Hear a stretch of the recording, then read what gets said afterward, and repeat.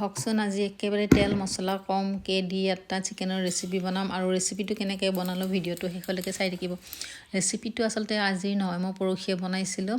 ভিডিঅ'টো আজি আগবঢ়াইছোঁ। ইয়াৰ কাৰণে মই দুটা পিঁয়াজ কাটি লৈছিলোঁ, ডাঙৰ ডাঙৰ চাইজৰ দীঘল দীঘলকৈ কাটি লৈছিলোঁ আৰু অলপ আদা আৰু নহৰু বাকলি ৰাখি দিছিলোঁ। এতিয়া মই কেৰাহীখন গৰম কৰি তাতে মই অলপ তিল ভাজি লৈছোঁ, যিহেতুকে মই চিকেনটো তিলেৰে বনাম। সেই তিল অলপ ভাজি মই গুড়া কৰি ল'লোঁ আৰু এইফালে আদা ৰহুন আৰু জলকীয়া অলপ থেতেলিয়াই লৈছোঁ।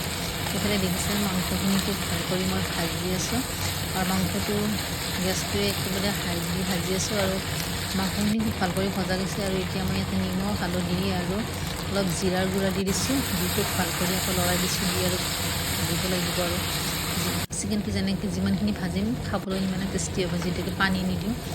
খুব ভাল কৰি ভাজি আছোঁ। এতিয়া মই এটা আলু কাটি থৈ দিছিলোঁ, আলুটোও দিছোঁ। এতিয়া অলপ দেৰি কাৰণে ঢাকনিটো লগাই থৈ দিছোঁ আৰু সেয়া দেখিছে ঢাকনিটো দি খুব ভাল কৰি ভাজি আছোঁ আৰু মাংসটো খুব ধুনীয়াকৈ ভজা গৈছে, আলু প্ৰায় সিজিছে।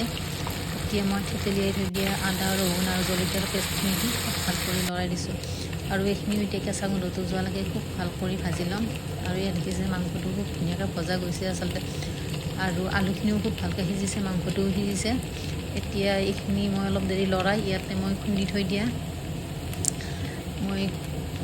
দিয়া তিলখিনিও দি দিম। এয়া তিলখিনি দি দিলোঁ, তিলখিনি নিজৰ আন্দাজমতে দিব। ময়ো 2 চামুচ 3 চামুচমান দি দিছোঁ। তিলখিনি দিলে খাবলৈ ভাল হয়। গেছটো একেবাৰে কমাই লৈছোঁ মই, নহ'লে তিলখিনি তলত লাগি যাব।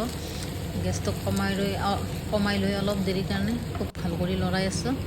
আৰু এয়া দেখিছে তিল চিকেন হৈ গ'ল। আৰু ৰেচিপিটো ভাল লাগিলে লাইক শ্বেয়াৰ কৰি দিব।